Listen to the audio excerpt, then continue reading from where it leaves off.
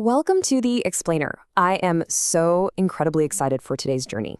We're going to be diving deep into the dark, bioluminescent depths of organizational design.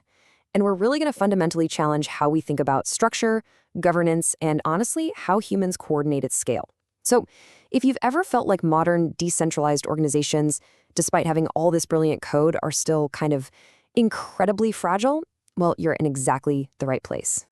So here's the big question for today. What actually happens when we stop seeing organizations as machines and start seeing them as living systems? We're going to completely shift our mental model away from this idea of code-enforced rigidity and predictable top-down control.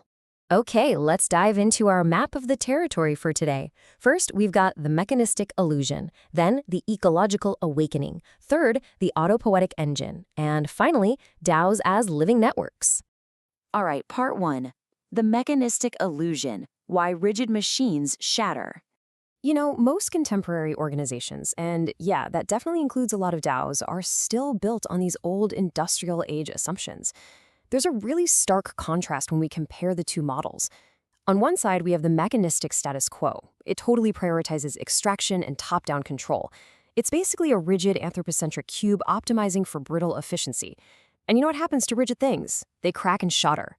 That's exactly what governance failure looks like, even when the underlying code works perfectly. But then, on the other side is our goal, living systems. This is like a resilient, glowing, deep ocean ecosystem that optimizes for adaptation and anti-fragility. It doesn't just break under pressure, right? It evolves. Moving on to part 2, the ecological awakening, Fritjof Capra's The Web of Life. So how do we actually get from that shattering cube to a thriving coral reef? Well, we can look to the 1996 book by systems theorist Fritjof Capra, The Web of Life.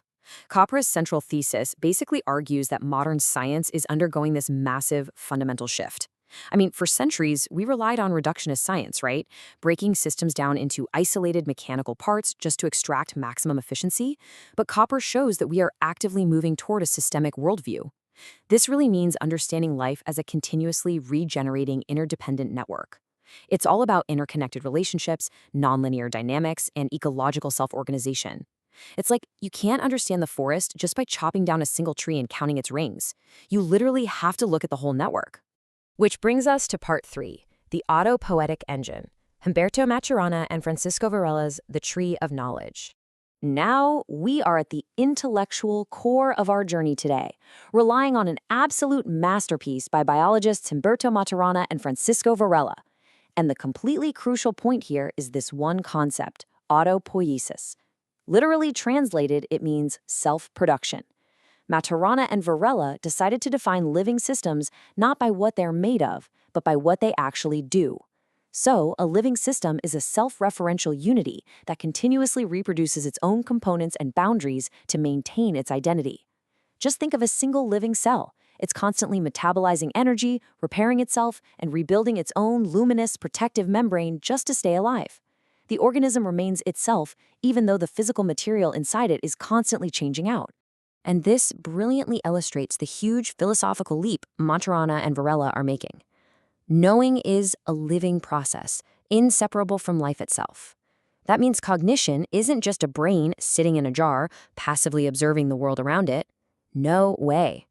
Cognition is an active, embodied biological process. An organism literally constructs its reality through dynamic interactions with its environment. They actually call this interaction structural coupling. It's the mutual adaptation between a system and its environment. Imagine that glowing cell again. It has a membrane that maintains internal coherence. It protects the inside from the outside, but it's also selectively open. It lets data, energy, and resources pass through.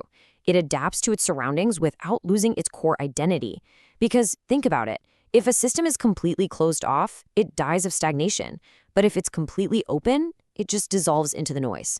Structural coupling is that perfect, vibrant balance between the two.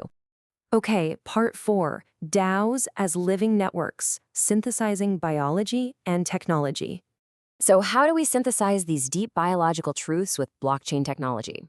We do it by designing decentralized autonomous organizations not as static software programs, but as multicellular living networks. Designing the autopoietic DAO requires entirely new objectives. A living DAO isn't defined by a static genesis block. It survives through recursive self-reproduction. It has to continuously regenerate trust and legitimacy. It needs to maintain its boundary coherence under immense external stress. And because code alone really can't settle human disagreements, it has to utilize social scaffolding, human deliberation and norms, to resolve dissensus. And finally, it must metabolize institutional resources. It has to take in capital, attention, and information and transform all of that into coordinated action. Now, if you're wondering why this ecological approach actually matters, just consider the vast matrix of threats DAOs face every day. Fake identity Sybil attacks, voting apathy, coordination failures, liquidity crises. And here's the thing, you cannot simply code your way out of all these problems. Mechanistic, code-only enforcement inevitably fails because attackers adapt. To manage this incredibly complex vulnerability matrix, the DAO needs continuous ecological sensing and feedback loops. It practically has to feel its environment. So we literally have to build an immune system for the DAO, and this takes 3 crucial steps. First up, permeability layering.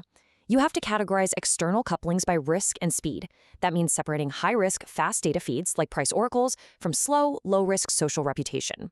Second, immunization through friction. Total frictionless openness is actually an attack factor. You need to use strategic friction, like deposit queues and strict voting quorums, as a protective membrane against environmental noise. And third, directed emergence. You can't force complex coordination from the top down. It just doesn't work. Instead, you construct baseline feedback loops, explicitly defining what is measured and rewarded, and then you just allow the healthy organizational patterns to safely emerge on their own. Which leaves us with this final, vital question. Is your organization a machine waiting to break, or a living system learning to adapt? We now have the tools, drawn from billions of years of biological evolution, to build resilient autopoietic entities. The next era of organizational design absolutely belongs to those who learn to design for survival, continuous regeneration, and life itself. Thanks so much for exploring these depths with me on The Explainer today. Take these concepts, apply them to your own ecosystems, and keep building.